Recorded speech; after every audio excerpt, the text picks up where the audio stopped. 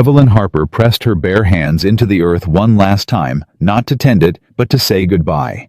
Behind her, Nathaniel Blackwood's voice cut through the summer heat like a blade. "You are dismissed. I can hire 50 like you before sundown." She stood slowly, turned, met his eyes without flinching. "Then do it," she said, and walked away. She did not look back, not once, not. If you're watching this, drop your city in the comments below. I want to see how far this story has traveled. And don't forget to subscribe, because what happens next will break your heart before it heals it. The summer of 1815 came to the Hudson Valley like a slow fire, not violent, but relentless, pressing heat into the soil day after day, until the ground cracked along its edges like old porcelain. The estate of Blackwood Manor sat above the river bend, enormous and indifferent, surrounded by 12 acres of farmland, a walled kitchen garden, and the great conservatory greenhouse that Nathaniel Blackwood's grandfather had built with imported iron and a fortune's worth of glass. It was the most beautiful structure on the property, and it was Evelyn Harper who kept it alive. She had arrived at Blackwood Manor 3 years earlier, not with references from a prestigious horticultural society, not with a letter of introduction from a Philadelphia gentleman, and not with the kind of clean hands that suggested formal education. She had arrived in summer in a plain gray dress, with soil already under her fingernails, and a leather satchel full of handwritten notes her father had kept before the fever took him. She had stood at the servants' entrance and told the housekeeper, Mrs. Aldridge, that she knew what was killing the conservatory roses. Mrs. Aldridge had laughed. Evelyn had walked past her anyway. She had found the root rot herself, identified the cause: waterlogged clay soil trapped beneath decorative gravel that the previous groundskeeper had laid for appearance rather than drainage. And she had fixed it in 4 days, using nothing but ash-broken pottery shards, and a method her father had learned from a Virginia tobacco farmer 2 decades before. The roses had bloomed by autumn. Nathaniel Blackwood had not thanked her. He had simply told Mrs. Aldridge to put her on the permanent payroll. That was the closest thing to approval Evelyn had ever received from him. For 3 years, she had tended that land as though it were her own. She had mapped every irrigation channel, tested soil composition across every growing bed, recorded rainfall patterns and root behavior, and the particular way the river mist moved across the lower fields at dawn. She had saved the tobacco crop twice, once from blight, once from a drainage failure that would have rotted 2 seasons of planting.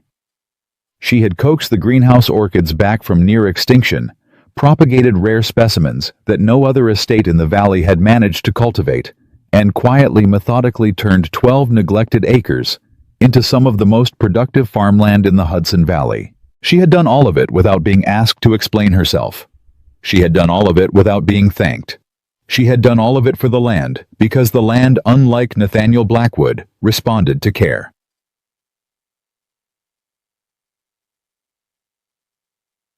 The morning it ended started like every other.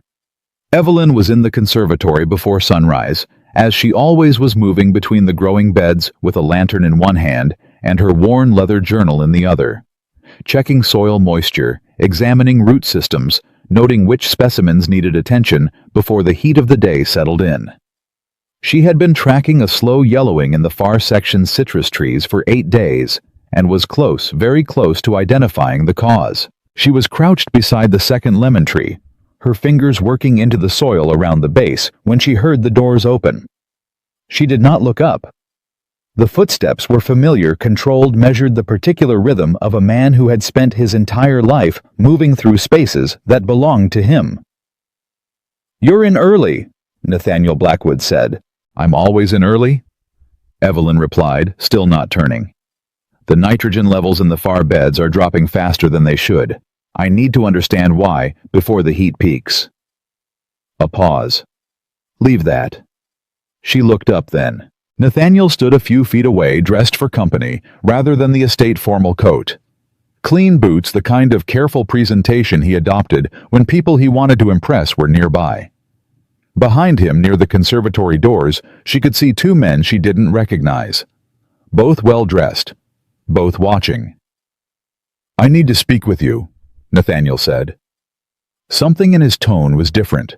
Not cold, he was always cool, always measured but deliberate, prepared. Evelyn set down her journal and stood. "I'm listening," she said. Nathaniel clasped his hands behind his back. "I've made a decision regarding the management of the estate's agricultural operations," he said. "I've engaged a specialist from Philadelphia, a formally trained botanist with credentials from the Pennsylvania Horticultural Society. He'll be taking over primary responsibility for the conservatory and the growing fields." Evelyn looked at him. "You hired someone," she said. "I hired the right someone," Nathaniel said. "For the scale this estate is moving toward, I need formal expertise, academic credentials, the kind of professional standing that allows me to expand our commercial planting contracts without question." Evelyn said nothing for a moment. She looked down at the soil on her hands, then back at him. "The citrus trees in the far section are nitrogen deficient," she said. "I'm 2 days from identifying the exact drainage issue causing it. If it isn't addressed before the summer heat peaks, you'll lose the entire section. Dr. Harmon will address it." "Dr. Harmon hasn't been here 3 years." Evelyn said, her voice steady. "He doesn't know how this soil moves. He doesn't know what the river mist does to the east beds in July. He doesn't know—" "Miss Harper," Nathaniel's voice cut clean and final. "You are a groundskeeper, a capable one, but capability is not the same as credentials. I have investors interested in this estate, gentlemen from New York and Boston who will not take recommendations seriously from someone without formal standing." Evelyn felt something go quiet inside her. Not anger, not yet. Something colder. "So you're dismissing me," she said. "I'm reorganizing the estate's operations," Nathaniel replied. "Your tenure here has been adequate. I'll provide a letter of reference." Adequate. 3 years. 2 saved harvests. Every living thing in that conservatory green and growing because of her hands. Adequate. She looked at him for a long moment. "The lemon trees will be dead in 3 weeks if that drainage issue isn't found," she said. "I'm telling you that directly, not to argue, just so you know." Nathaniel held her gaze without expression. "Dr. Harmon is a capable professional," he said. Evelyn picked up her lantern. "I'm sure he is," she said, and walked past him toward the doors. One of the 2 men near the entrance stepped slightly aside as she passed. She didn't look at him. She didn't look at either of them. She walked through the conservatory doors into the early morning heat of the Hudson Valley summer.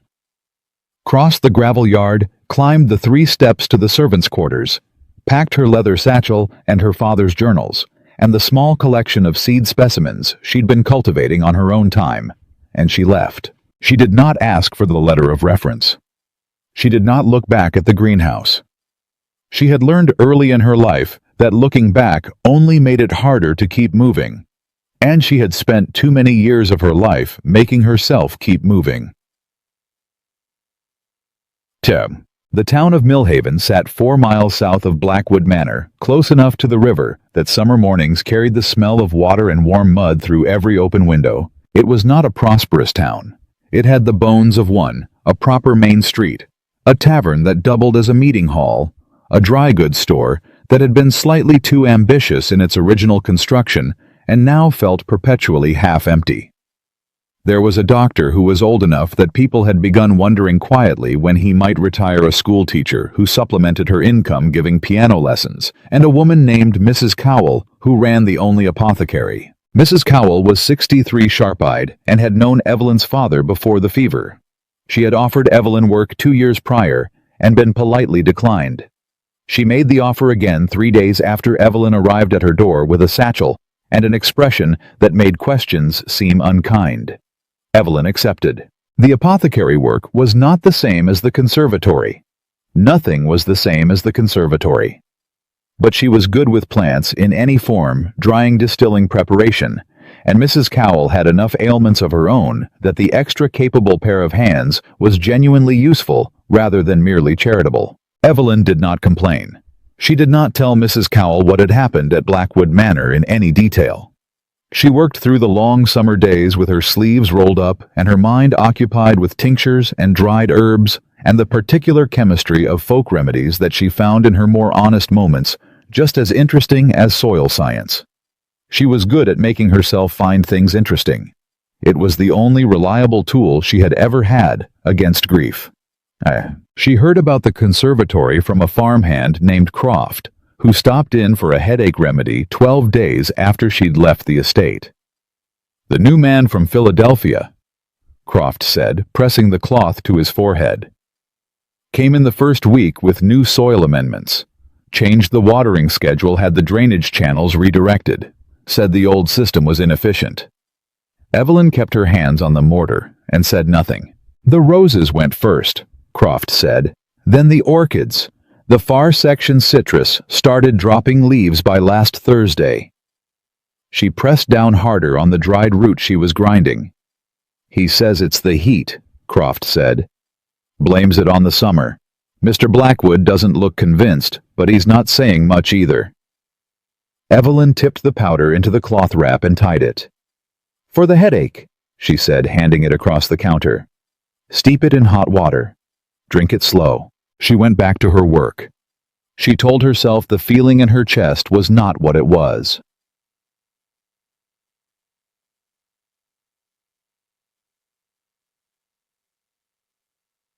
It was 17 days after she'd left Blackwood Manor that Nathaniel came to Millhaven. She heard him before she saw him, the specific sound of a horse ridden at controlled speed down the main street, the kind of pace that communicated urgency without admitting to it. She was in the back room of the apothecary, pressing dried calendula, when Mrs. Cowell appeared in the doorway. "There's a gentleman asking for you," the old woman said. Her voice gave nothing away, but her eyes were asking the question her manners wouldn't. Evelyn set down the press. "How does he look?" she asked. "Like a man who hasn't slept well in a week," Mrs. Cowell said. "And like a man who isn't accustomed to needing things." Evelyn wiped her hands on her apron. She walked out to the front of the shop. Nathaniel Blackwood stood just inside the doorway, hat in hand, and the first thing she noticed was that he looked exactly as Mrs. Cowell had described, not diminished, not desperate, but tired. Not physically, the other kind. The kind that comes from watching something go wrong and knowing somewhere below the place where pride lives that you could have prevented it. "Miss Harper," he said. "Mr. Blackwood," she replied. A silence. He looked around the apothecary briefly, taking in the low ceiling, the shelves of dried herbs, the worn wooden counter with an expression that wasn't quite disdain and wasn't quite discomfort. Something in between. A man encountering a world he had never needed to notice before. "The conservatory is deteriorating," he said. "The citrus section is failing. 3 of the greenhouse orchid specimens are showing signs of root disease. The tobacco crop in the south field has a drainage problem that Dr. Harmon hasn't been able to locate." Evelyn folded her arms. "I'm sorry to hear it," she said. "I need you to come back." She looked at him for a long moment. "No," she said. Something moved across his face. Not anger, she had expected anger. Something more unsettled than that. "I will increase your wage," he said. "Substantially, and your working authority over the land will be formally documented." "You misunderstood me," Evelyn said. "I don't mean the terms are wrong, I mean the answer is no." "The estate is suffering," he said. "Yes," she agreed. "It is." "You said the citrus trees would be gone in 3 weeks. I said they would be dead," she corrected. "It's been 17 days." His jaw tightened. "You were right," he said, and the 3 words came out with the particular effort of words that had never had occasion to be said before. She could hear what they cost him. She did not feel satisfaction at the cost. Only a strange, flat recognition that she had always known this moment would come, and that knowing it was coming had never made what preceded it any less real. "I know," she said. "Then come back." "Why?" she asked. He blinked. "I just told you." "You told me the estate is suffering," Evelyn said. "You told me you need someone to fix it.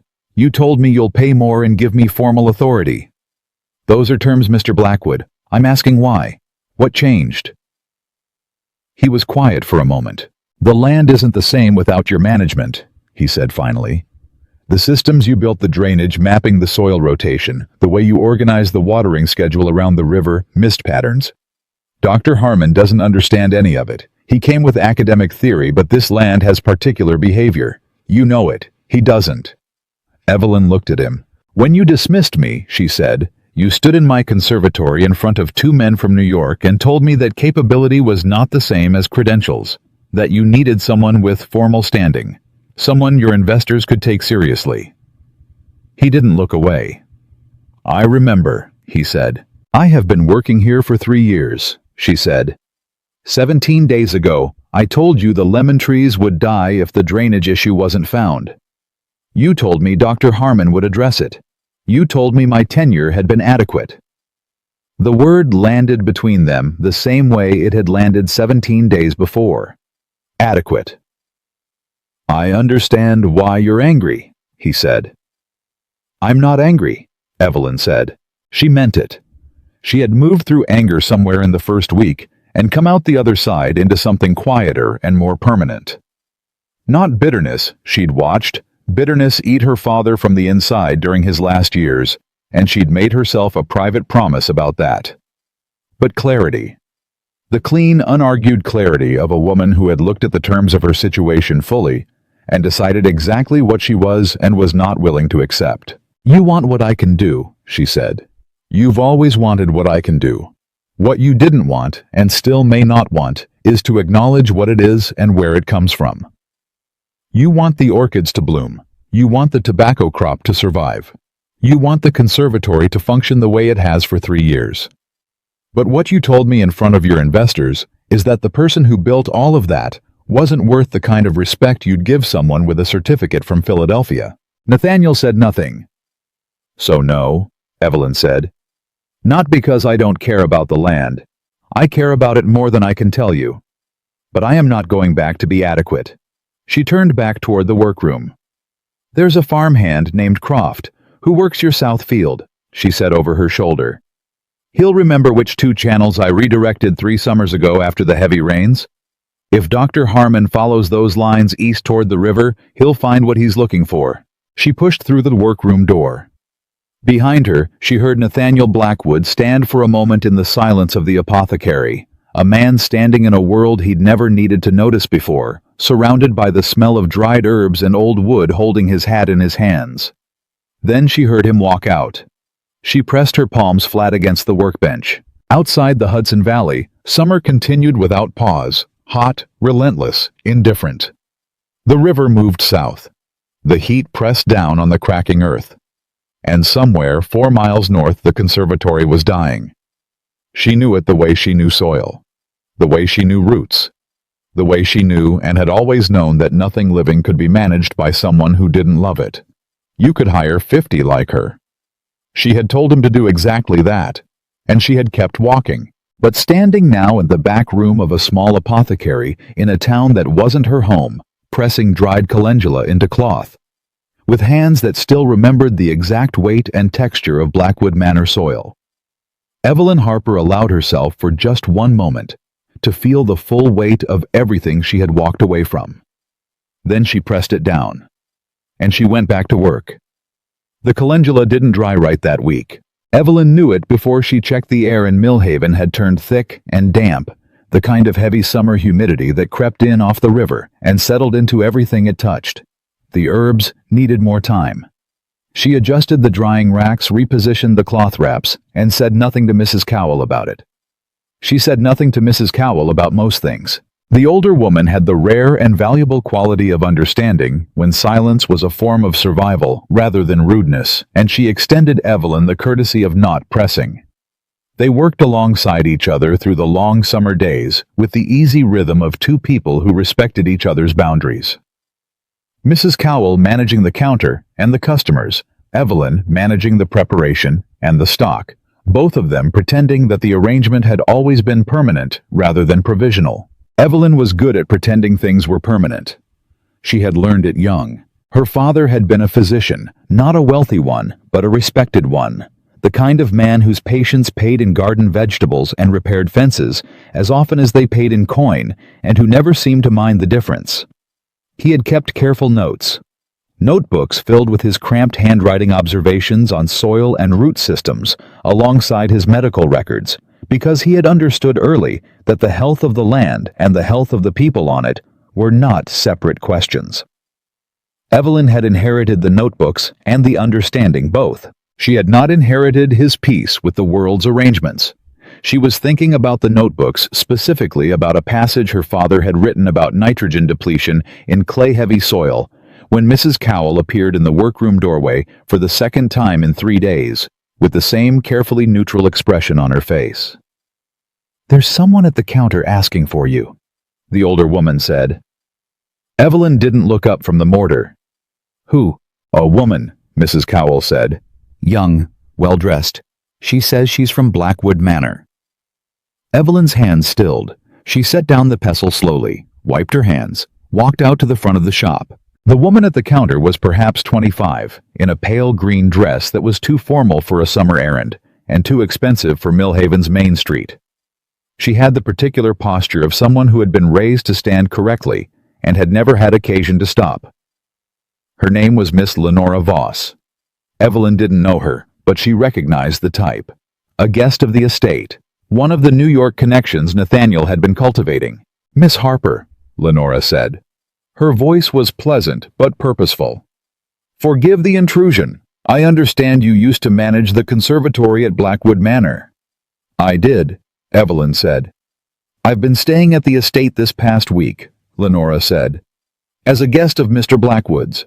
My father has a business interest in the property's agricultural contracts." She paused. "The conservatory is in a very poor state. I'm sorry to hear it." Evelyn said the same words she'd said to Nathaniel with the same precise neutrality. Lenora looked at her directly. "The orchids your name is apparently attached to the ones Mr. Blackwood mentions when he talks about the conservatory's reputation. They're dying," she said. "3 of them are already gone. The others are following." Something pulled tight in Evelyn's chest. She kept her face still. "Miss Voss," she said, "I no longer work at Blackwood Manor. What happens to the conservatory is no longer my concern." "It is, if you care about the orchids," Lenora said simply. The directness of it landed differently than she expected. Not manipulative, just honest. The kind of honesty that didn't perform itself. "Why are you here?" Evelyn asked. "Mr. Blackwood has already come to ask me to return. I gave him my answer." "I know," Lenora said. "He told me." That was unexpected. "He told you," Evelyn repeated. "He told my father, and my father told me, because my father is very interested in understanding why the estate's botanical specialist left, and whether she can be persuaded to return." Lenora set her gloved hands flat on the counter. "My father is also very interested in understanding why Mr. Blackwood replaced someone who had kept that conservatory alive for 3 years with someone who has managed to begin destroying it in less than 3 weeks." Evelyn was quiet for a moment. "And what did Mr. Blackwood say?" she asked. "He said he made a decision based on professional criteria and that it did not produce the outcome he anticipated," Lenora said. "Which is, I think, the most indirect way a man has ever told my father he made a mistake." Despite everything, something in Evelyn's chest shifted not toward warmth exactly, toward recognition. The particular recognition of hearing a truth told in the exact shape that made it clear the speaker was uncomfortable with it.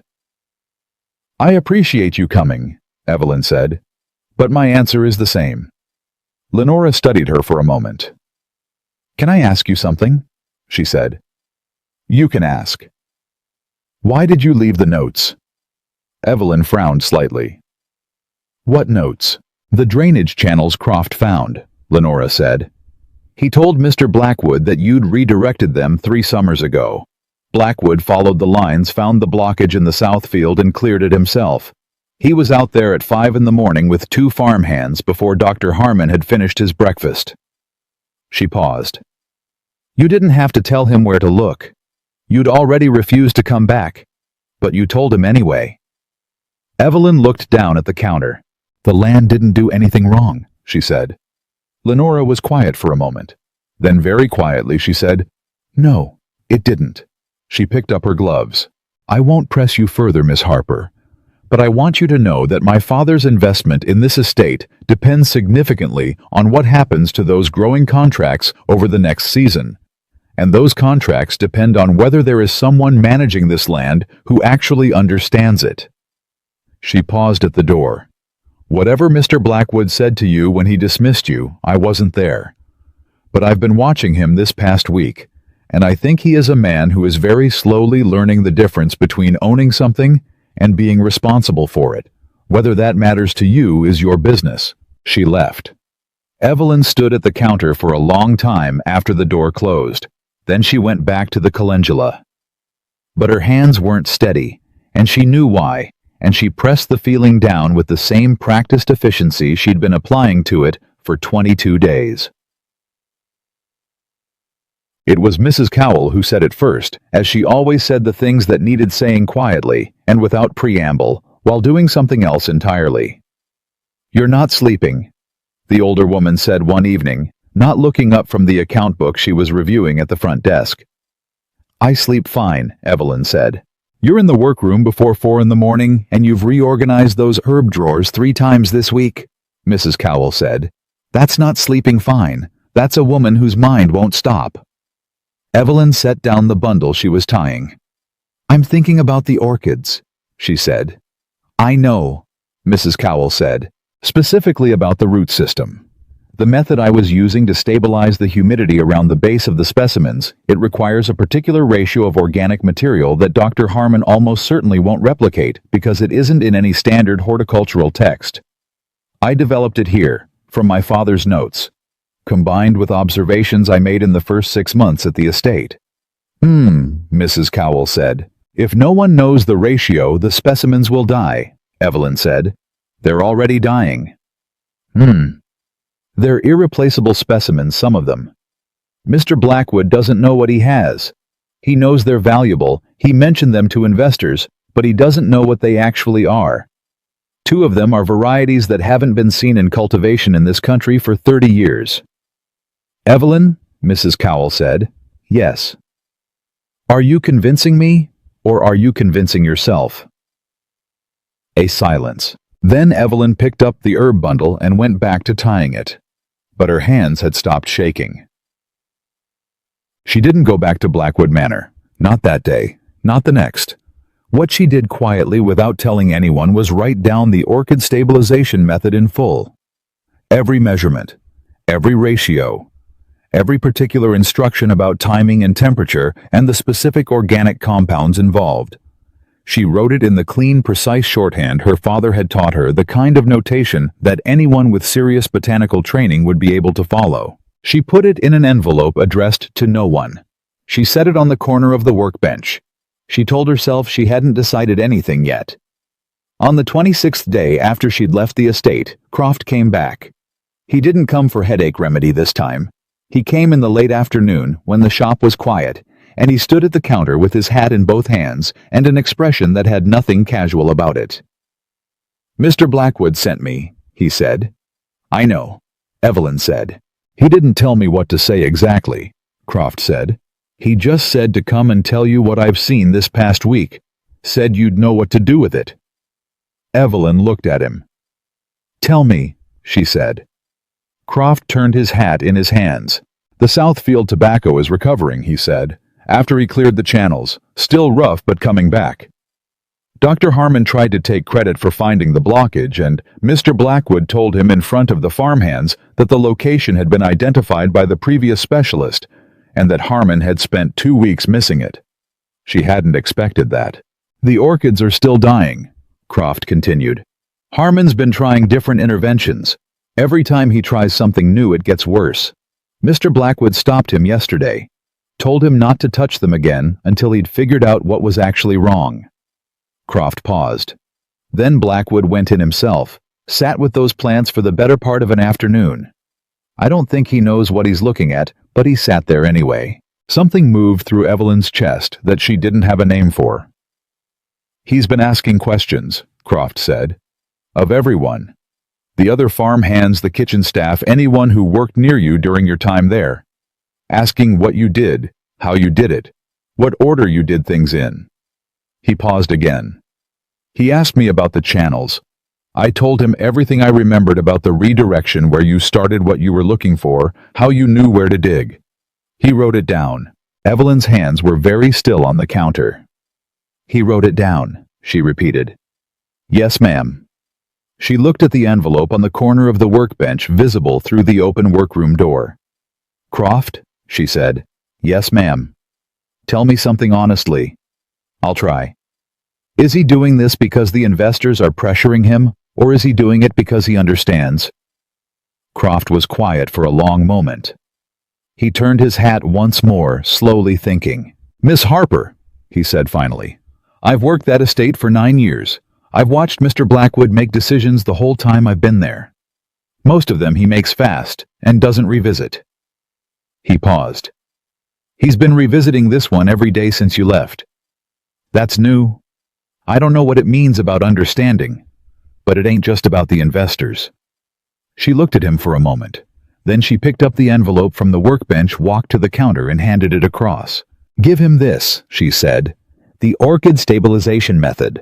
Full instructions. If he follows them exactly, Croft, not approximately, the remaining specimens can be saved. Croft took the envelope carefully. He's going to ask if you're coming back, he said. I know, Evelyn said. Tell him I said the land doesn't need me to come back. It needs someone who understands why the method works, not just that it does. If he can answer that question, we'll have a different conversation. Croft turned that over slowly. That's a harder thing to ask a man like him than it sounds, he said. I know, Evelyn said. Tell him that too. 3 days passed. On the morning of the 4th day, Evelyn was at the workbench before sunrise. Not because she couldn't sleep, but because she'd woken with a clarity that didn't allow for lying in bed. She was reviewing her father's notes on soil amendment timing, and she had just found the passage she'd been looking for, a specific observation about the relationship between clay density and nitrogen absorption in high humidity conditions, when she heard the door. Not the front door of the apothecary, the side door, the one that opened from the alley. She turned. Nathaniel Blackwood stood in the doorway, hat off, the early morning light at his back. He looked like he'd ridden through the night. Not disheveled exactly, he was constitutionally incapable of disheveled, but worn. The kind of worn that sits behind the eyes, rather than on the surface. He was holding her envelope. The orchid stabilization method, he said. I followed it, exactly as you specified. And, Evelyn said, 2 of the remaining specimens are stabilizing. The 3rd. He paused. I don't know yet. By tomorrow I'll know. What's the organic compound ratio you used for the base medium? She asked. He told her. Correct to the last proportion. She looked at him. You memorized it, she said. I've read it 40 times in 4 days, he said. Yes. A silence settled. Why did you come here before dawn? She asked. Because I spent 4 days answering your question, he said. And I didn't want to wait until a reasonable hour to tell you. She set down her father's notebook. What question? She said. What answer? He stepped into the workroom. It was the first time she had ever seen him in a space this small. No high ceilings. No estate proportions. Just the close walls of a working room with herbs hanging from every beam and notebooks stacked on every surface. He looked around once. Then, he looked at her. You said the land doesn't need you to come back, he said. It needs someone who understands why the method works, not just that it does. I remember, she said. The reason the orchid stabilization method works, he said, is because it doesn't try to standardize the conditions. It works with what the specimen already is. The ratio is calibrated to the individual root system, not to a general category of plant. That's why Harmon's interventions failed. He was applying general solutions to a specific living thing. He paused. And the reason you developed that method instead of using the standard texts is because you spent 6 months observing those specific specimens before you touched the growing medium at all. She was very still. The method works, he said, because you paid attention long enough to understand what the land was actually doing, rather than deciding in advance what it should do. She looked at him for a long moment. That's correct, she said. I know, he said, and the two words had the same weight his earlier three had carried, the particular weight of a man saying something that cost him something real. A silence. Dr. Harmon is leaving the estate, he said. I told him 3 days ago that his services were no longer required. I'm not asking you to dismiss him on my account, she said. I know, he said. I dismissed him because he has been on that land for 3 weeks, and he still cannot tell me why the river mist affects the east beds differently than the west beds in July. You could have told me that in the first month. In the first week, she said. The corner of his mouth moved, not quite a smile, the beginning of one. In the first week, he agreed. She looked down at her father's notebook, then up at him. You said we'd have a different conversation, he said. If I could answer the question. I said that, she agreed. I answered it. You did. Another silence. Outside, the first birds of morning were starting the particular early calls that meant the sun was still 20 minutes away, but the world was already preparing. I'm not going back as an employee, Evelyn said. I know, he said. My authority over the soil, the growing schedules, the irrigation system, and the conservatory is not negotiable. Not by you, not by your investors, not by anyone with a Philadelphia certificate. Understood.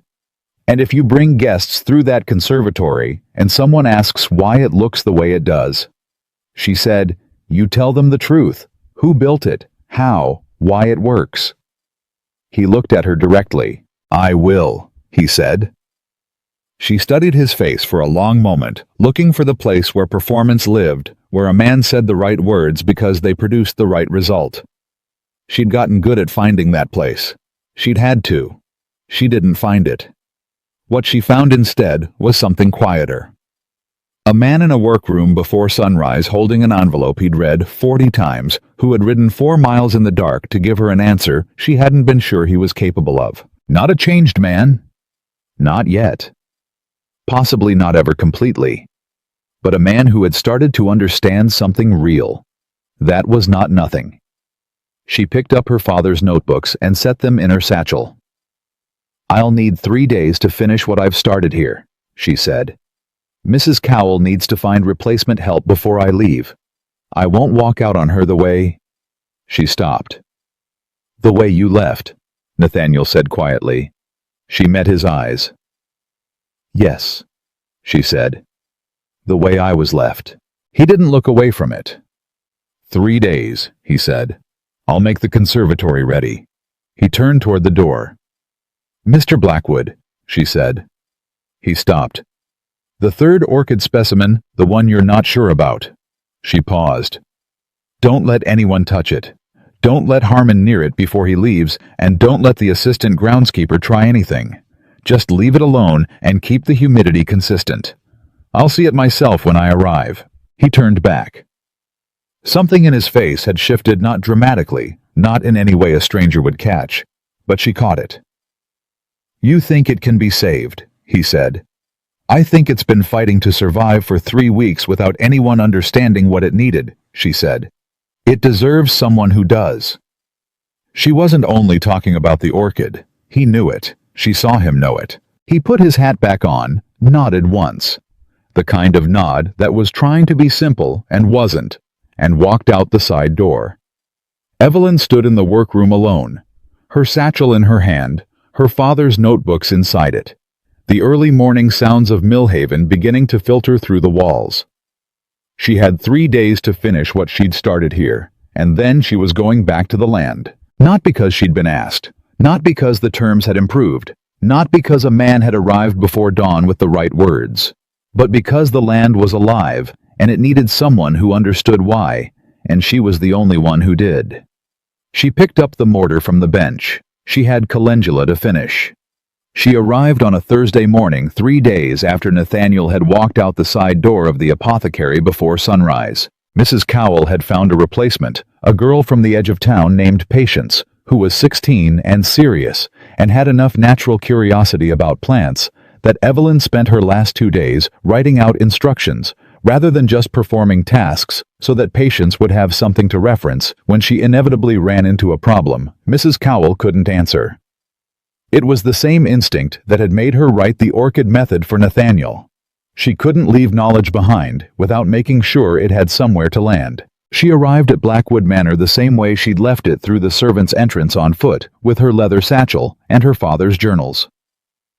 Mrs. Aldridge met her at the door. The older woman looked at her for a moment without speaking, and then said, "Welcome back, Miss Harper," in a tone that communicated several things simultaneously: relief, vindication, and the particular satisfaction of a woman who had watched something go wrong and had known it would go wrong, and had kept her own counsel about it the entire time. "Thank you, Mrs. Aldridge," Evelyn said. "The conservatory," Mrs. Aldridge said, "is not what you left it."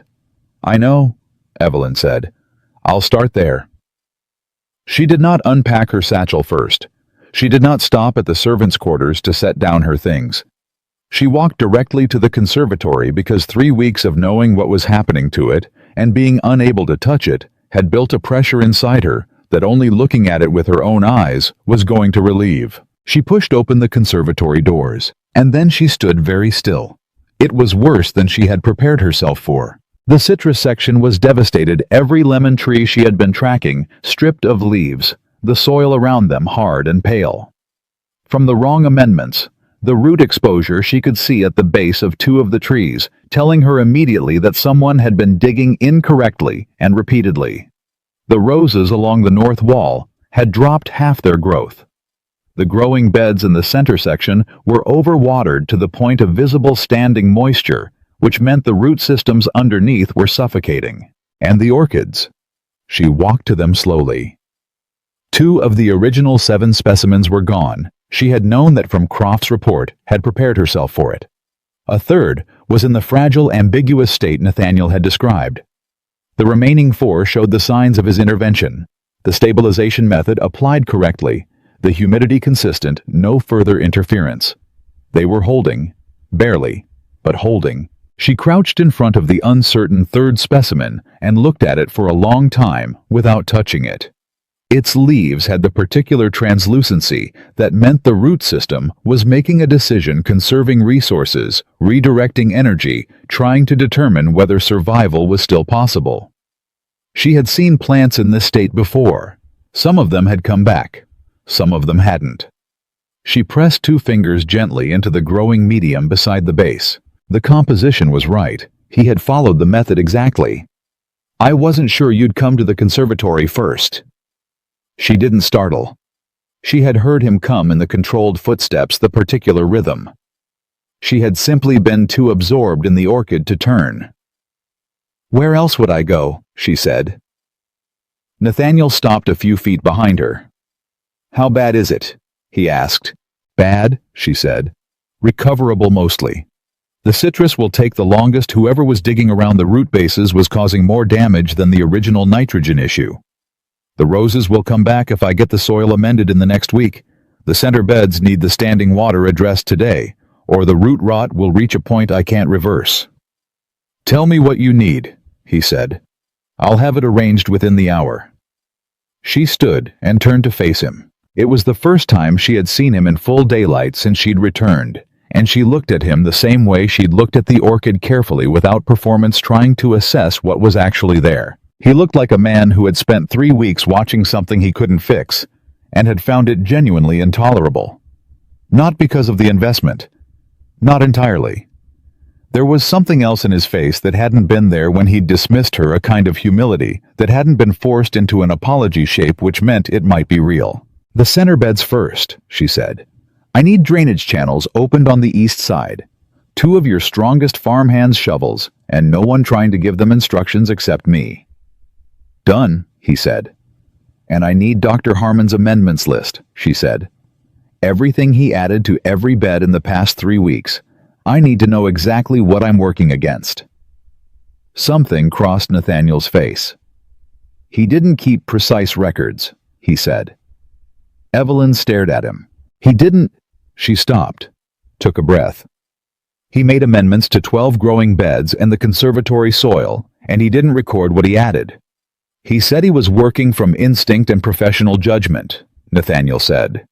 The silence that followed was the kind that had weight and temperature. "All right," Evelyn said finally. Then I'll test every bed myself before I touch them. It'll add 4 days to the recovery timeline. I'm sorry, Nathaniel said, and the 2 words were so unexpected, so plainly meant, that she almost didn't know what to do with them. Don't apologize, she said. Just make sure it doesn't happen again. It won't, he said. She believed him. She didn't know yet whether she should, but she did. She rolled up her sleeves and got to work. The first week back was the hardest kind of work, not because it was physically beyond her, but because it required holding 2 things at once, the precise methodical focus of restoration work that couldn't afford emotional interference and the continuous low pressure of knowing that Nathaniel was watching, not hovering, not directing, watching the way a man watches something he is trying to understand rather than control. He came to the conservatory every morning, stayed long enough to observe, asked questions that were increasingly specific and occasionally intelligent, and then left when she needed silence and concentration. It was the questions that unsettled her most. Not because they were bad questions, because they weren't. On the 3rd morning, he asked her why she tested the soil at 3 different depths rather than 1. Because different root systems operate at different levels, she said. What's happening at the surface isn't always what's happening 2 feet down. If you only test at the surface, you're only seeing the top layer of a conversation that goes much deeper. He wrote that down. He had been writing things down constantly. She had noticed the small notebook in his coat pocket, the first day the same compact practical notebook a man carries when he intends to remember something, rather than to appear as though he's paying attention. On the 4th morning, he asked her about the orchid.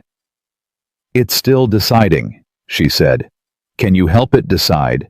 No, she said. That's not how it works. I can give it the right conditions. I can make sure nothing else is taking what it needs.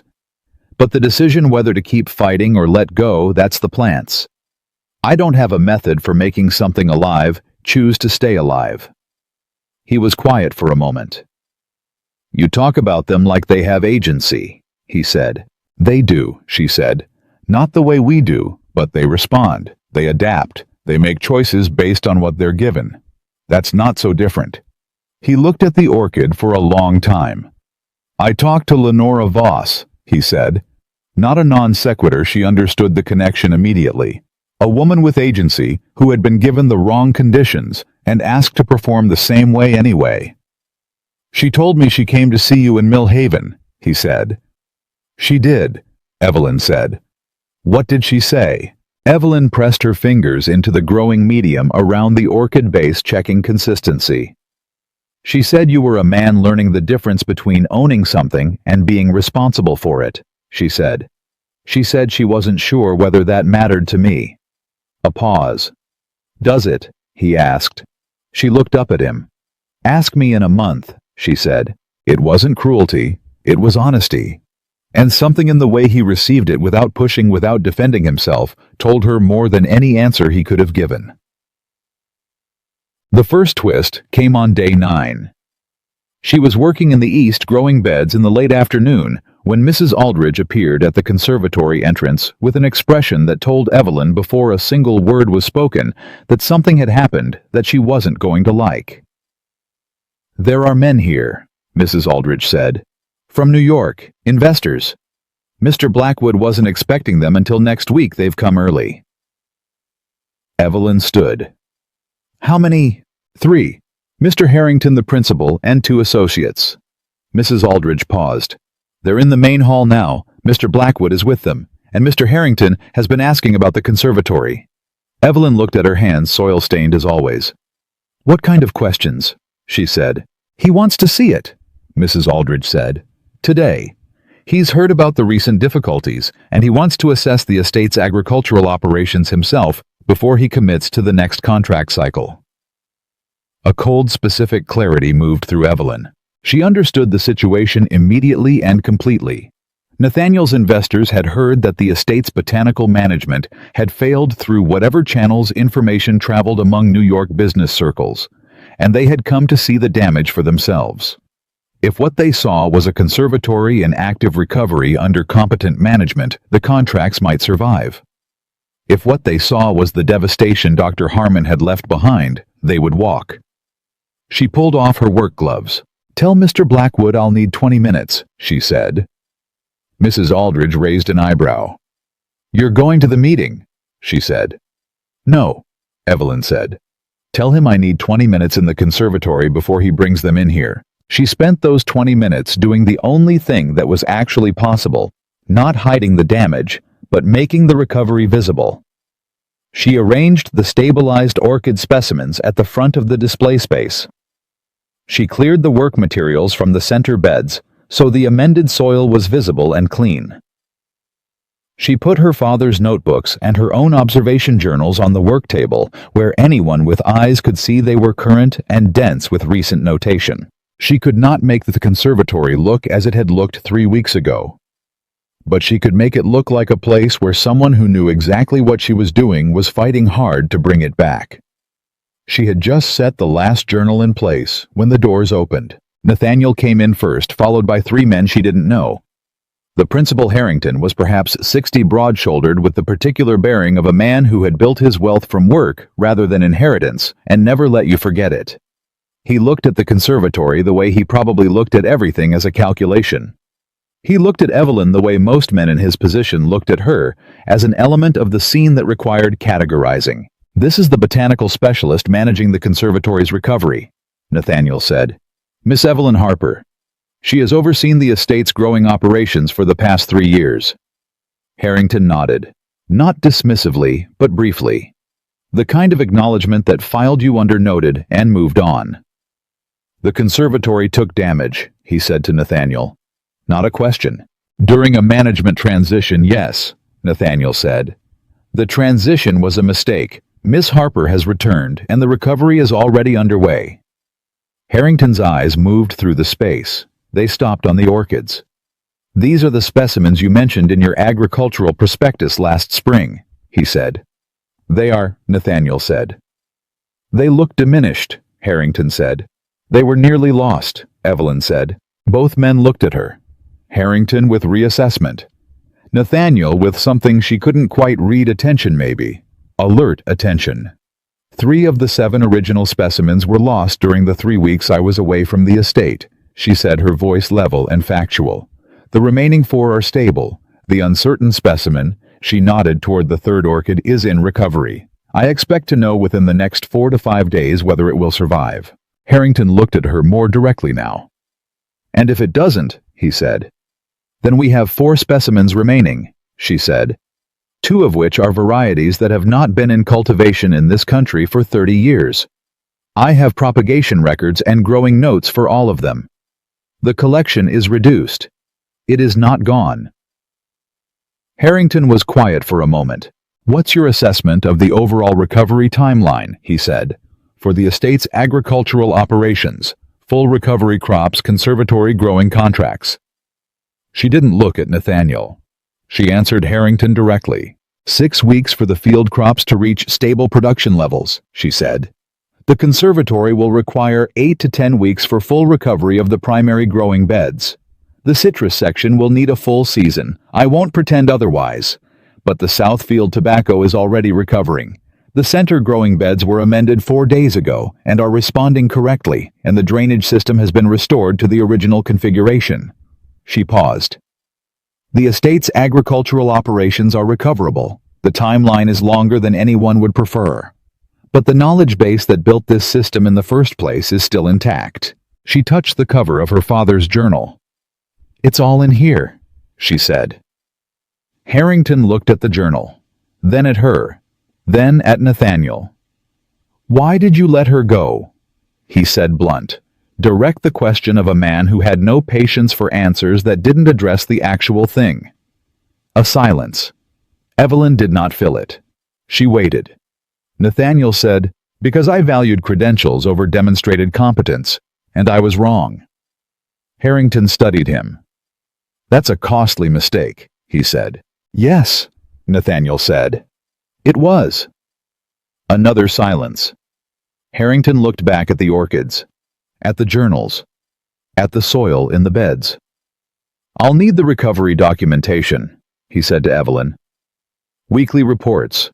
What was done, what responded, what didn't. I want to see the trajectory, not just the outcome." "You'll have them," she said. He nodded, once firm. "All right," he said to Nathaniel. "We'll talk contracts tomorrow morning." He walked out. His associates followed.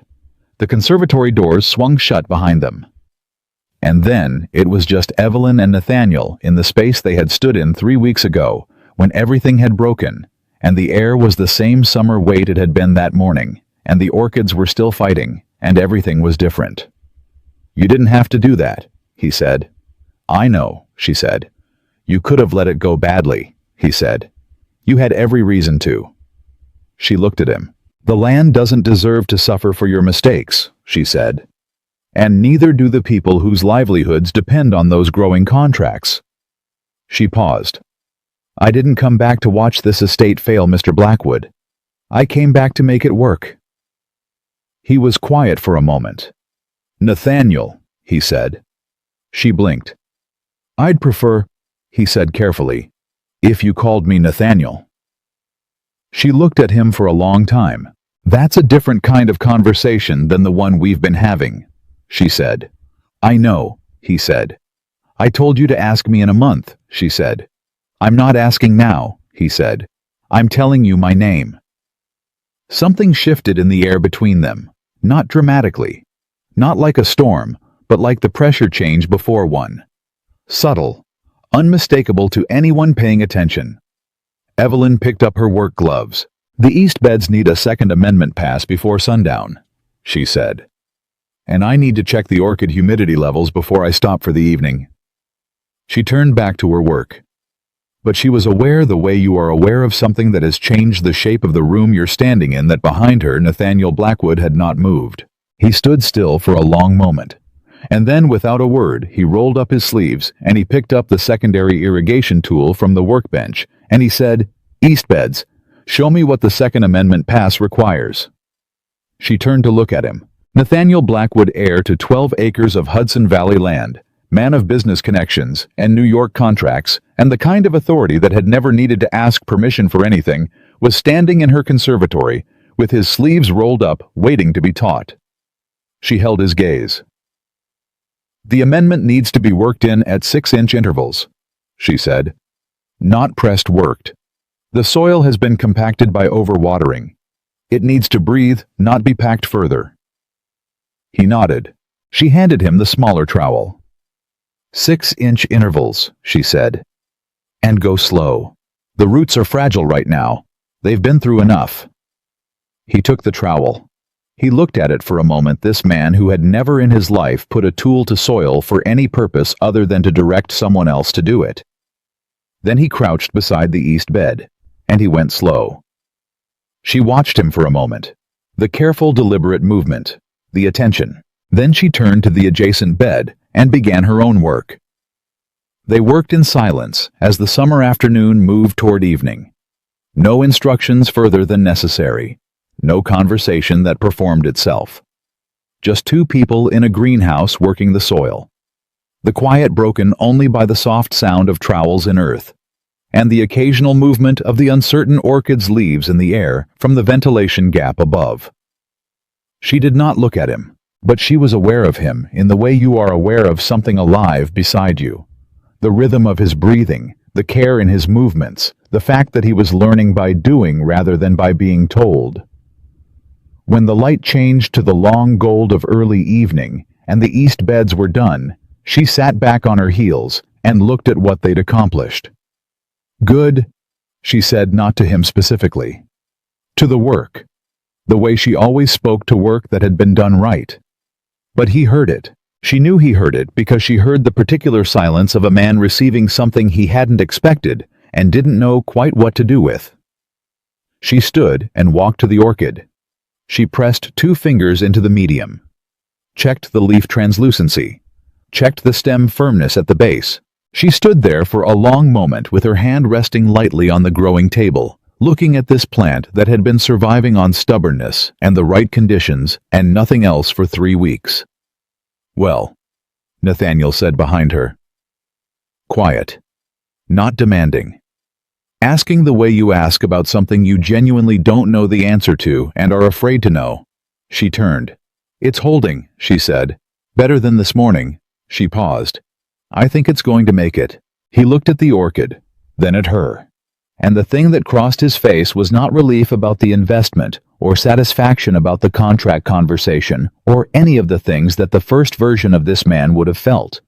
It was something quieter and more human than any of that, the specific relief of someone who had watched something beautiful come close to being lost and found out it might survive after all. Good. He said the same word she'd used, with the same weight, and she realized standing in the conservatory in the long evening light with soil on both their hands, that the word meant something different now than it had 3 weeks ago. Everything did. The weekly reports Evelyn wrote for Harrington were the most precise documents she had ever produced, not because she was performing for the investor. She had never been capable of performing precision she didn't actually feel, but because writing them required her to look at the estate's recovery with complete honesty, and honesty in this case meant acknowledging not just what was improving, but what remained genuinely uncertain. She wrote them at the work table in the conservatory before sunrise in the same shorthand her father had taught her. And then she rewrote them in clean prose that Harrington's associates could follow without botanical training. Nathaniel read every one before she sent them. He never suggested changes.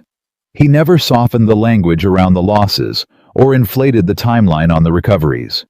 He read each report carefully, asked 2 or 3 questions that were getting more specific and more accurate every week, and then handed it back and said, "Send it."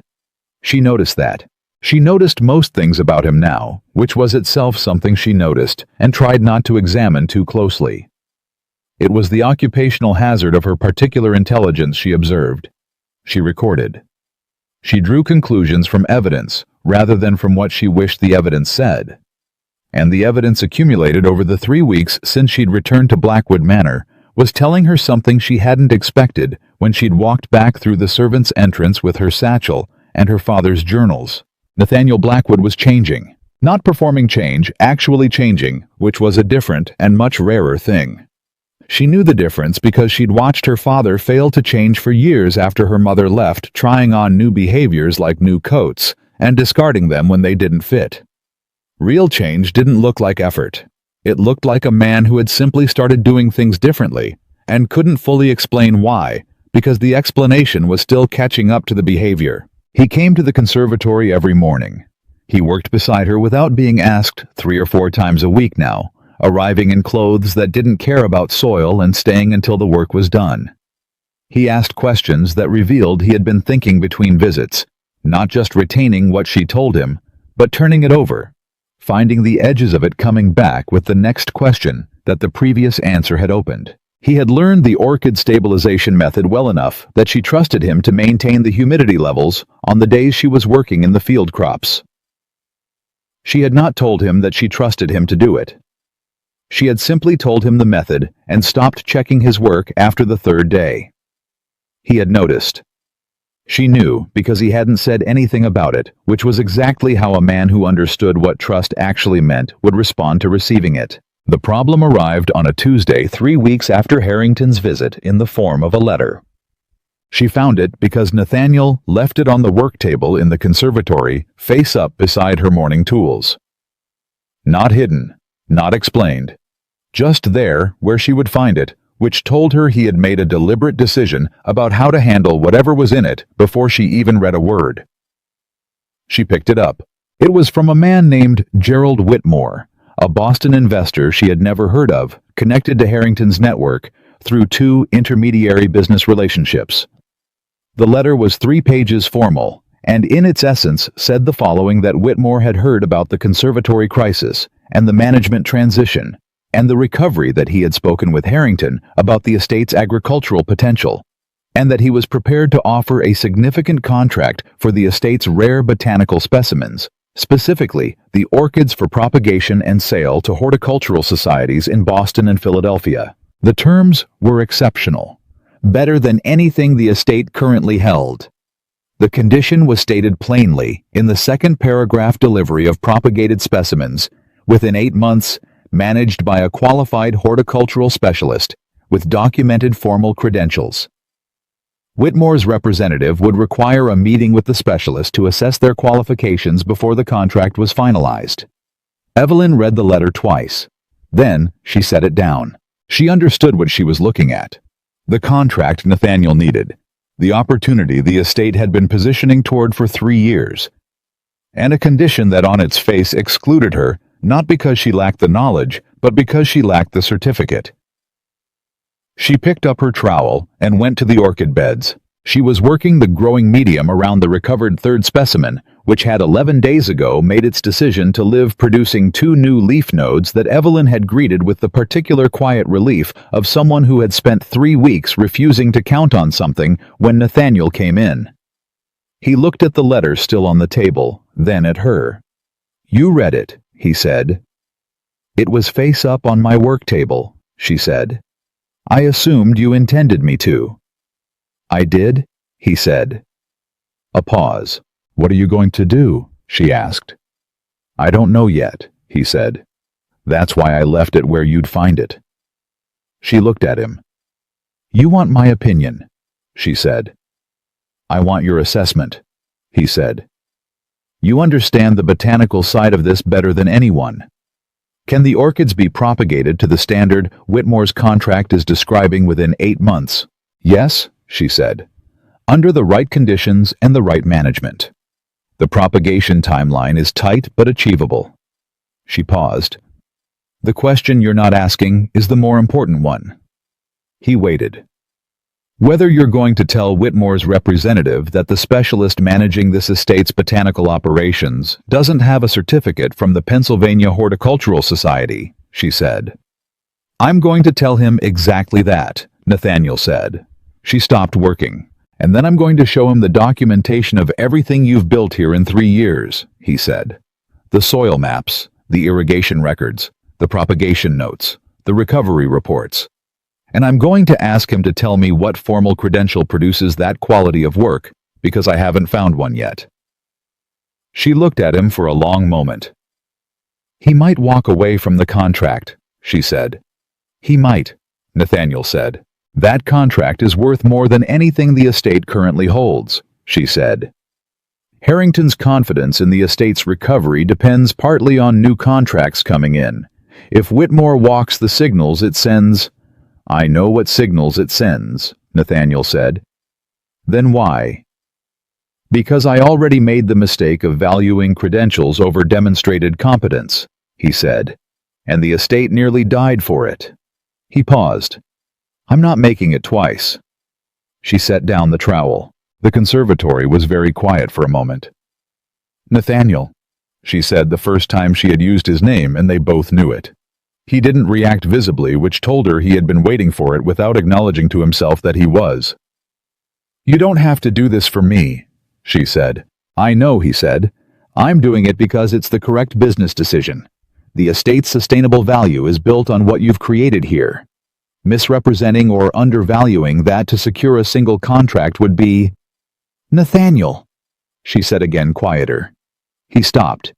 "I know," she said. "You're doing it because it's the right thing." A silence. "Yes," he said finally. Simply. She picked up her trowel. "When is Whitmore's representative coming?" she said. "Friday," he said. "Tell Mrs. Aldridge I'll need the soil records and irrigation maps pulled from the estate files," she said. "Everything from the past 3 years organized chronologically, and the recovery reports for Harrington, all 5 of them." "I'll tell her," he said. "And Nathaniel." "Yes. The propagation records for the orchids, the ones in my father's journals," she said. "I'll write a formal version. Clean, dated, documented the way a horticultural society document would be documented." She paused. "Not to pretend it's something it isn't, but so that anyone reading it understands exactly what it is and where it came from." He looked at her. "Your father's methods," he said. "My father's methods refined by 3 years of observation specific to this land," she said. "It's the most comprehensive botanical documentation in this region. It just doesn't have an institutional seal on the cover page. It will after Friday, Nathaniel said. One way or another. Whitmore's representative was a man named Aldous Crane, 40, thin, precise, with the kind of careful professional manner that had been trained rather than grown. He arrived Friday morning, inspected the conservatory, reviewed the documentation Evelyn had prepared, and asked her 11 technical questions in sequence that were designed, she understood immediately, to reveal whether her knowledge was genuine or assembled from texts. She answered every one directly, accurately, and without consulting anything written down. When he finished, Crane was quiet for a long moment, looking at the orchids. "The propagation timeline you're proposing," he said. "You've done this before." "Not at this scale," she said. "I've propagated single specimens from this variety. The methodology scales. I've documented why." "Mr. Whitmore's contract requires formal credentials," Crane said. "I know," she said. She didn't argue it, she let it sit. Crane looked at Nathaniel. "Mr. Blackwood," he said, "you're aware of this limitation." "I'm aware that Miss Harper doesn't hold a certificate from the Pennsylvania Horticultural Society," Nathaniel said. "I'm also aware that she built a botanical collection, that the society itself has expressed interest in studying developed propagation methods that aren't in any standard text, and recovered this estate's agricultural operations after a formally credentialed specialist nearly destroyed them in 3 weeks. He paused. "If Mr. Whitmore's standard requires a certificate over that record, I'll need to understand what the certificate is meant to guarantee, because I can tell you precisely what it failed to guarantee in my experience." Crane looked at him for a long moment. Then he looked at Evelyn. "The third orchid," he said. "The one that was nearly lost." "Yes," she said. "It's producing new growth," he said. 11 days ago," she said. 2 new leaf nodes. The root system has restabilized." "How?" he said. "At that stage of deterioration, recovery is uncommon," she said. "Not impossible. The stabilization method I developed keeps the root system in a low-stress state during the critical decision period. It doesn't force recovery. It creates the conditions for recovery to be possible if the plant has the resources for it." She paused. "This one did." Crane was quiet for a moment. Then he said, "I'll need to write to Mr. Whitmore before I can confirm anything." "Of course," Nathaniel said. "But I want to be clear," Crane said, looking at Evelyn, "that my report to him will reflect what I've seen here. Accurately." He paused. "All of it." She held his gaze. "That's all I'd ask," she said. He left an hour later, and the estate held its breath. The letter from Whitmore came 8 days later. Evelyn was in the south field when Nathaniel found her walking between the tobacco rows in the late afternoon, checking the recovery progress at the root level. She heard him coming the particular rhythm of a man moving faster than his usual pace without quite running, which told her the letter was not bad news before he said a word. He handed it to her. She read it standing in the tobacco field with soil on her hands and the late summer light slanting across the rows. Whitmore had approved the contract. With a modification, the contract named her specifically. Not a qualified horticultural specialist with formal credentials. Evelyn Harper, Botanical Specialist, Blackwood Manor. By name. She read that line 3 times. Then she handed the letter back to Nathaniel. "He named you," Nathaniel said, as if she might not have processed it. "I read it," she said. "Evelyn." He said her name the way she had said his the first time, carrying the weight of all the times it hadn't been said. "Do you understand what this means?" "It means Crane's report was honest," she said. "It means your name is on a contract with a Boston investor," he said. "Not as an employee of the estate, as the specialist, as the authority." She looked at the tobacco rows for a moment. 3 months ago she had been dismissed from this land with a letter of reference she hadn't taken, and the word adequate ringing in her chest like a bell that wouldn't stop. 8 days ago, a man she'd never met had sent his representative to assess whether she was worth a contract, and the representative had written an honest report, and the man had put her name on the document. "Yes," she said. "I understand what it means." She looked at Nathaniel. He was watching her with an expression she had catalogued over the past weeks without letting herself name it. She named it now privately, in the part of her mind where she kept the things she wasn't ready to say out loud. It was not admiration. Admiration was too distant. It was not pride. Pride implied ownership. It was something closer to the way you look at something you have watched survive and grow and demonstrate beyond argument exactly what it is. The way she looked at the orchids. "We should celebrate," he said. "The tobacco crop still needs another 2 weeks of monitoring," she said. "After that," he said. "The conservatory's center beds are at a critical stage," she said. "Evelyn." She looked at him. "One evening," he said. "When you're satisfied the work can hold for a few hours. Dinner. Here at the estate if you prefer, so you can check on the orchids before we eat, and the moment you're done if you want to." She studied him. "That's a very carefully constructed invitation," she said. "I've been thinking about how to make it for a week," he said. "Why a week?" "Because I wanted to get it right," he said simply. That simplicity. That was the thing about him now that she hadn't known how to prepare for.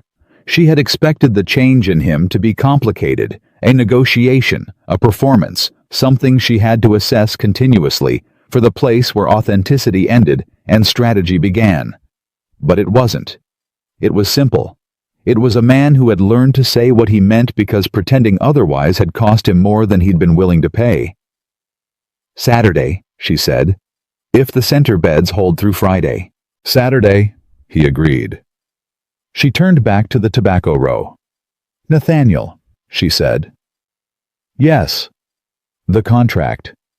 She didn't look at him. "Thank you for what you said to Crane. About the credentials." A pause. "I said what was true," he said. "I know," she said. "Thank you for saying it anyway." Saturday came with the particular humidity of Hudson Valley late summer, thick warm, the air carrying the river smell that Evelyn had spent 3 years learning to read like a weather instrument. She checked the center beds at 4 in the afternoon, checked the orchids at 5, satisfied herself that everything was stable and holding, and arrived at the main dining room at 6 with soil scrubbed from her hands and her best dress, which was plain and dark and fit her exactly, and she was aware that she had spent no more time on her appearance than was respectful and no less than was honest. Nathaniel was already there. He had not done anything theatrical with the room. No excessive formality, no performance of occasion. Just a table set for 2 good candles, the kind of quiet preparation that told her he had been thinking about what she would be comfortable with, rather than what would impress her. She sat down. They ate. And somewhere in the space between the meal, beginning and ending between topics navigated, and silences held comfortably rather than nervously. Something shifted in the architecture of what they were to each other. Not a dramatic shift, not a declaration. Just the quiet, irrevocable recognition that they had moved past the category of employer and specialist, past the category of 2 people in professional recovery, into something that didn't have a clean name yet, but had weight and texture and was real. She was aware of it the way she was aware of root systems. You couldn't see them, but you could feel the evidence of them in everything above the surface. He refilled her water glass. She told him about her father's notes on the tobacco variety in the South Field, a particular observation about the relationship between soil acidity and late-season growth that she had verified 3 times this summer and was considering writing up formally. He listened the way he'd been learning to listen, not waiting for the point so he could respond, but actually following the thinking the way you follow a path because you want to know where it goes. "Write it up," he said. "It's not formal research," she said.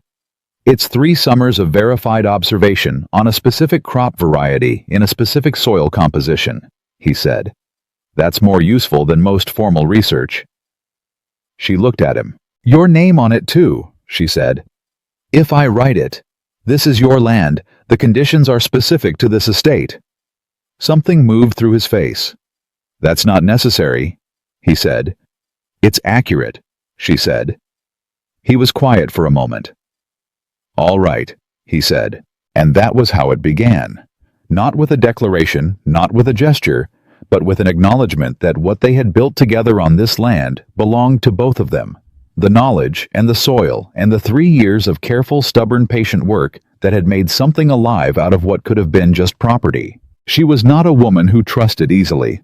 She had learned not from bitterness, but from the particular education of a life that had taught her the difference between people who meant what they said and people who meant it until it became inconvenient. She had cataloged the evidence about Nathaniel Blackwood for 3 months now, and the evidence said something she hadn't expected when she'd walked back through the servants' entrance. It said he was the second kind.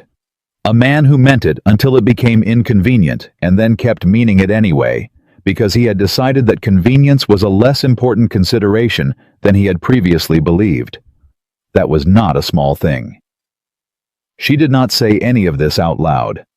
She filed it in the part of her mind where she kept the things that needed more time before they became words. But she stayed at the table long after the meal was done, talking about soil, and the letter, and the orchids, and her father's notebooks, and the particular way the river mist would change in September when the season turned, and Nathaniel stayed with her, learning, asking, listening, present, in the way that mattered most. Outside, the Hudson Valley summer pressed its last weeks of heat into the cracking earth. Inside the conservatory, the 7 orchid specimens, 4 stable, 1 recovered, 2 gone, and mourned, held their conditions. And at a table set for two people who had arrived at the same place from entirely opposite directions were discovering slowly, and without announcement, that the distance between them had closed to something neither of them had planned for. The land was not the only thing that had been growing all summer. September came in quietly, the way endings sometimes do not, with a dramatic shift, but with a gradual cooling at the edges of things, the mornings carrying the first suggestion of autumn. Before the afternoons remembered, they were still summer. Evelyn noticed it in the soil first.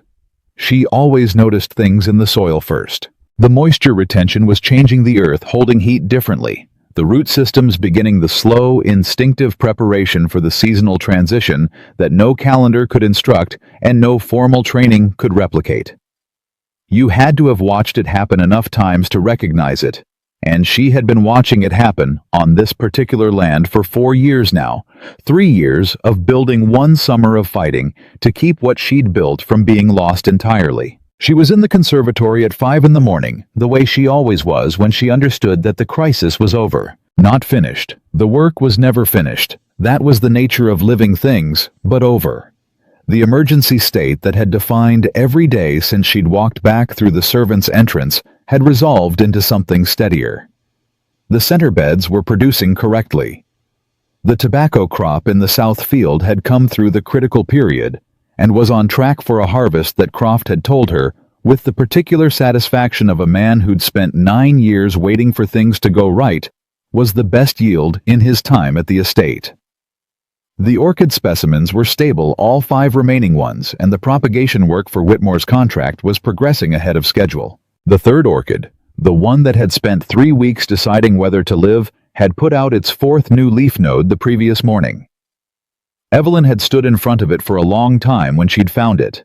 Longer than was strictly necessary. She hadn't said anything. There was nothing to say to a plant that had made the right decision in the end. You just acknowledged it and kept going. She was noting the new growth in her journal when Nathaniel came in. She knew before she turned that something was different. The footsteps had a quality she'd learned to read. He had a specific rhythm when he was carrying news, a slight change in cadence that came from a mind already at work on what he needed to say. "Harrington wrote," he said. She turned. He was holding the letter, but not looking at it. Looking at her, which told her the contents were significant enough that he wanted to watch her receive them. "Read it to me," she said. He did. Harrington was renewing all contracts. More than renewing, expanding. The scope of the botanical growing contracts was being increased by a factor that represented, as best Evelyn could calculate rapidly in her head, nearly double the estate's previous agricultural revenue. He was also in the letter's final paragraph recommending Blackwood Manor and its botanical operations to 2 additional investors in his network, men whose names Nathaniel recognized, and she didn't. But the way his voice changed slightly when he read them told her they mattered. He finished the letter and lowered it. "Well," Evelyn said. "Well," he agreed.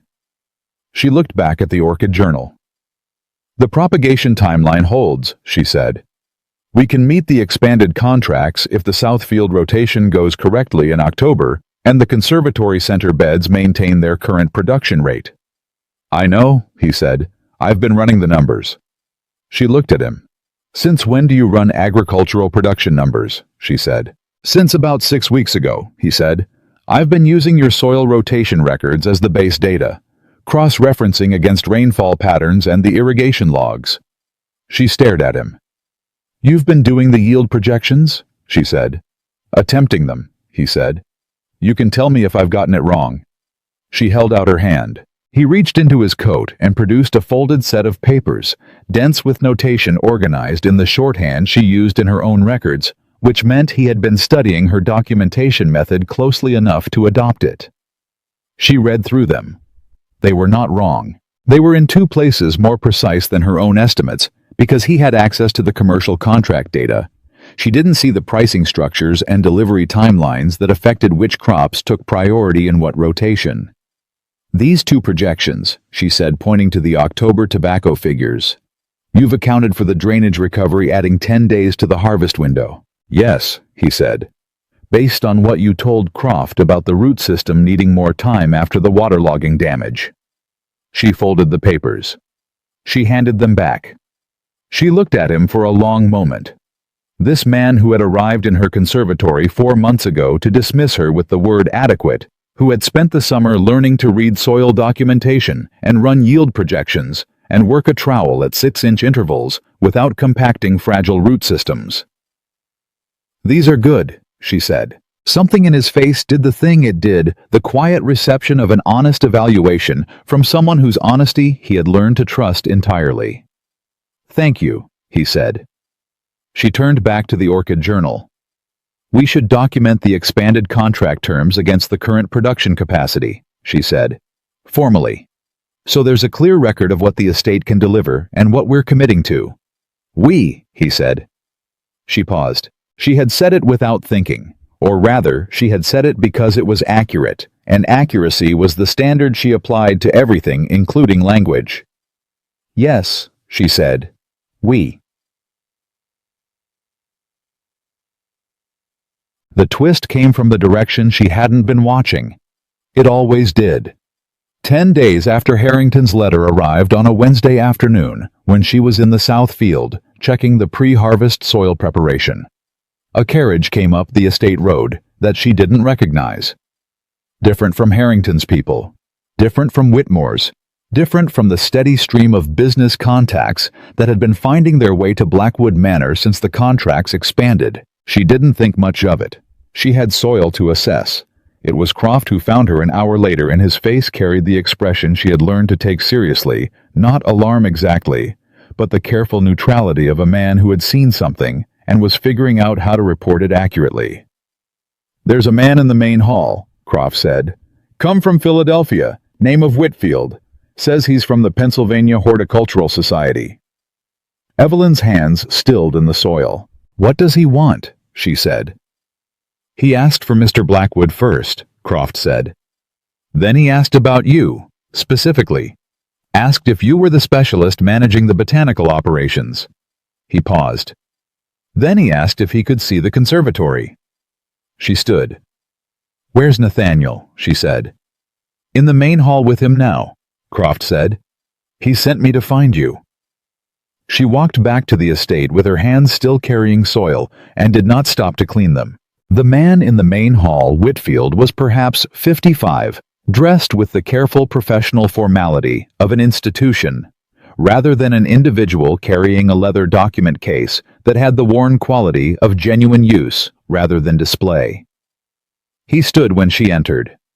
Nathaniel was already standing, positioned not across the room from her, but beside her, a placement she noted immediately and knew was deliberate. "Miss Harper," Whitfield said. My name is Edmund Whitfield. I'm the documentation director for the Pennsylvania Horticultural Society. He paused. I've been reading Aldous Crane's report about your work here. I wasn't aware Crane's report was society business, she said. It wasn't initially, Whitfield said. Crane is a society member. He submitted the report to our committee as a matter of professional interest. He looked at her steadily. Specifically, the propagation method for the orchid specimens, and the soil documentation you've produced for the estate's recovery. He argued persuasively that both warranted the society's attention. She was very still. What kind of attention? She said. The society maintains a research archive, Whitfield said. Documentation of significant botanical methods and discoveries relevant to American agricultural and horticultural practice. Crane believes your work meets that standard. He paused. I came to see for myself. Nathaniel said nothing. He let her handle it, which she registered as its own form of trust. I'd be glad to show you the conservatory, she said, and the documentation. She showed him everything. 2 hours in the conservatory. The orchid stabilization method explained in full with the physical specimens in front of him. The soil maps, the irrigation logs, the recovery documentation. Her father's journals, and she showed him those last because they were the foundation and she would not pretend otherwise. Whitfield examined everything with the particular attention of a man who knew exactly what he was looking at and was adjusting his assessment in real time. When they were done, he stood in the conservatory in the late afternoon and was quiet for a long moment. Your father was a physician, he said. Yes, she said. Not a trained botanist. He was a trained observer, she said. He believed that the principles governing living systems were consistent across disciplines. What worked in medicine worked in soil science with appropriate translation. I've spent my career proving him right. Whitfield looked at the orchids. The propagation method, he said. The part about not standardizing the growing medium, calibrating it to the individual root system rather than the general category. Where did that come from? 6 months of observation, she said. On these specific plants. I watched what they did when conditions changed before I decided what to give them. That's the inverse of standard methodology, he said. Standard methodology was killing them, she said. He looked at her directly. Miss Harper, he said. I'd like to submit your documentation to the Society's archive, with your name on it, as the primary author. The conservatory was very quiet. That would make it a formal record, she said. It would make it a permanent record, he said. Accessible to every member institution and research affiliate. Your methods would be available to every serious practitioner in the country within a year. He paused. And your name would be on it, credentialed through the archive itself, which in practical terms carries the same weight as a society certificate. She was aware of Nathaniel beside her, not moving, not speaking, but present in the way he'd been present all summer. Steady. My father's methods, she said. His foundational work is in those journals. His name goes on it too. Of course, Whitfield said. She looked at the orchids for a moment, the 5 specimens, the one that had decided to live. Yes, she said. You can submit the documentation. Whitfield left the following morning. The estate absorbed his visit the way it absorbed everything now steadily without drama, secure in its own operations.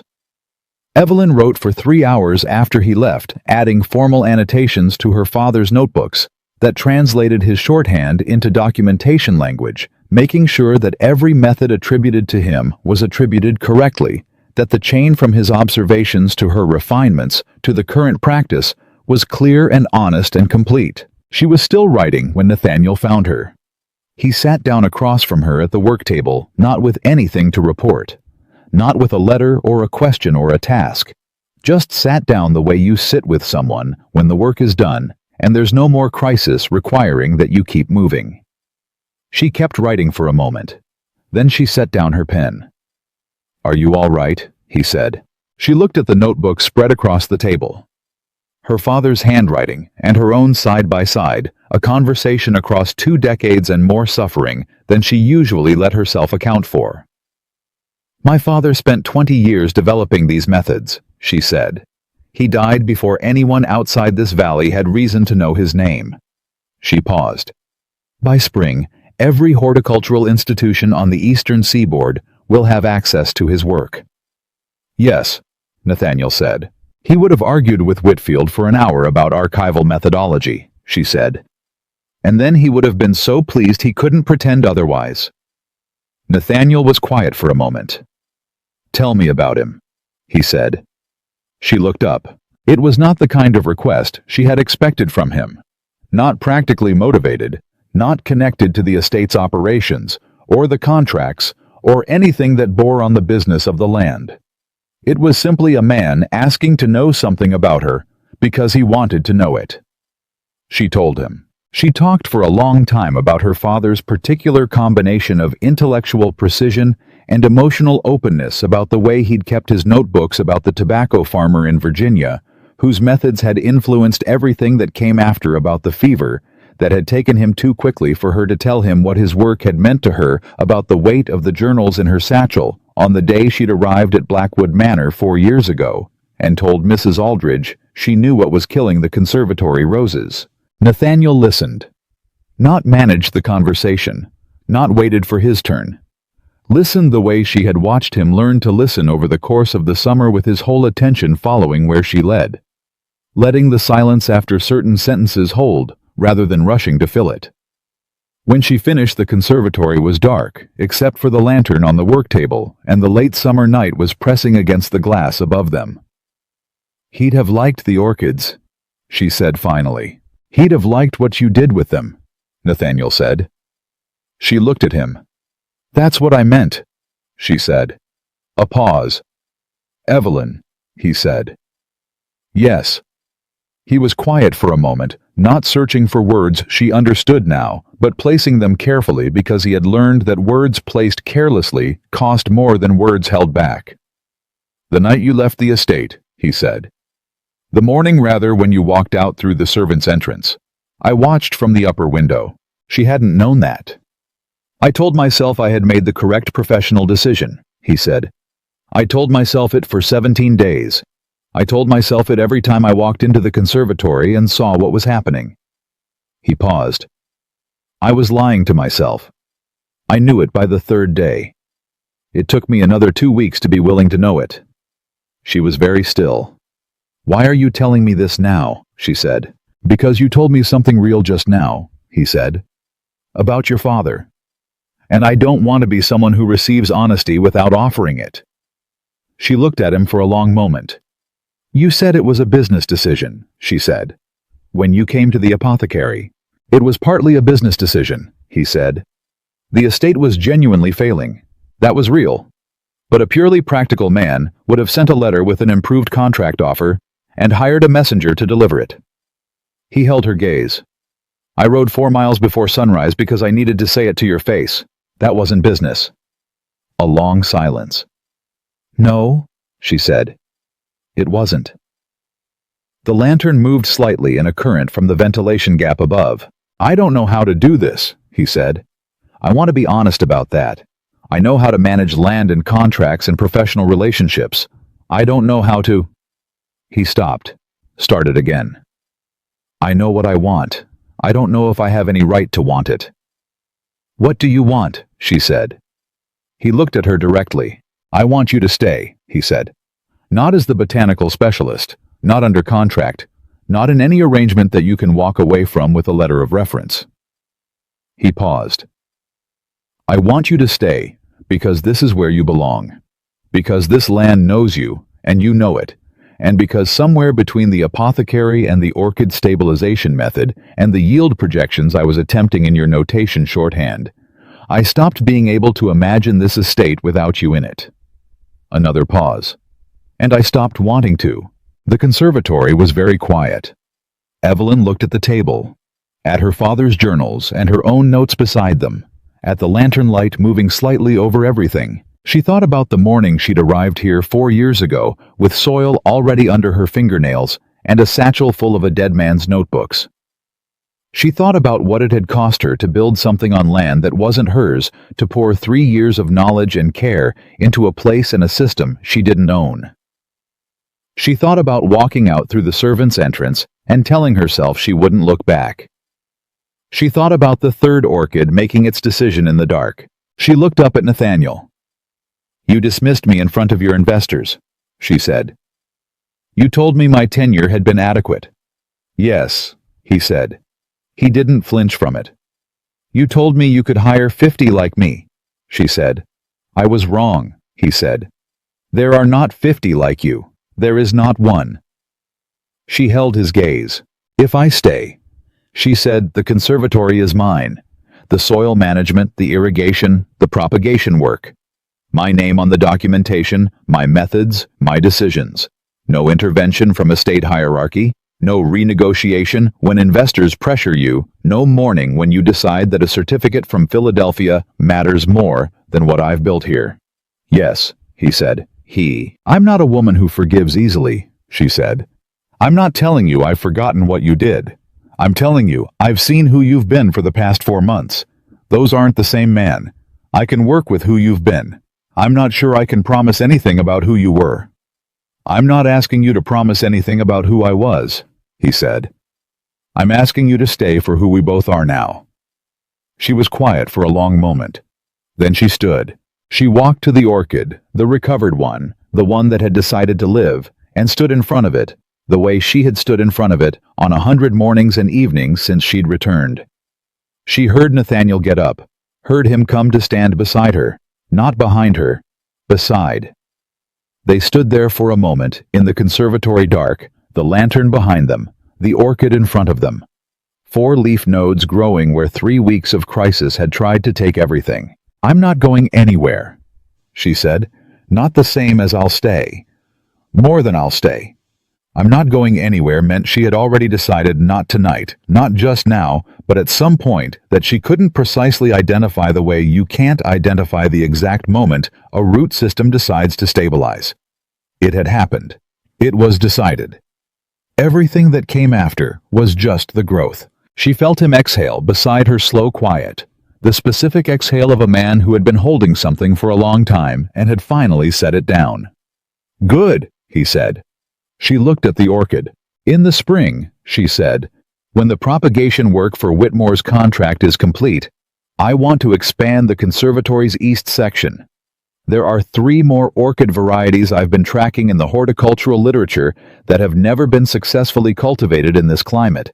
I think this soil can do it." "Tell me what you need," he said. "I'll write it up," she said. "Of course you will," he said, and the warmth in his voice was not performance, not effort, just the natural expression of a man who knew the woman standing beside him and had stopped finding that knowledge anything other than essential. She almost smiled. Almost. She turned from the orchid and picked up her father's journal from the work table. She held it for a moment, the worn leather under her hands, the weight of it familiar and grounding. "He would have had questions for you," she said, "about the land, about the soil composition in the lower fields. He would have argued with your drainage methodology." "I look forward to reading his arguments," Nathaniel said. "He wrote them all down," she said. "You'll have plenty." She set the journal carefully in her satchel. She picked up the lantern. She looked at Nathaniel Blackwood, the man who had told her she was adequate, who had watched from an upper window as she walked away, who had ridden 4 miles before sunrise to say to her face what a lesser man would have put in a letter, who had stood in her conservatory with a trowel and learned to go slow because the roots were fragile and had been through enough. "Lock up the east ventilation before you leave," she said. "The night air will drop another 2 degrees by morning. The propagation trays can't handle the temperature shift." "I know," he said. She walked toward the conservatory doors. "Evelyn," he said. She stopped. "Thank you," he said, "for coming back." She stood for a moment with her hand on the door. "I came back for the land," she said. "I'm staying for something else." She didn't wait for his response. She pushed through the doors into the September night, and the air carried the river smell, and the first true edge of autumn, and behind her, the conservatory held its 5 orchid specimens in stable growing silence. Blackwood Manor had once been property 12 acres of land, managed by command, producing by compulsion, beautiful in the way that controlled things are beautiful, which is to say, not quite alive. It was alive now. And so was everything in it, the soil and the roots, and the slow patient work of growth that cannot be rushed or commanded or purchased with a certificate from Philadelphia only earned season by season by the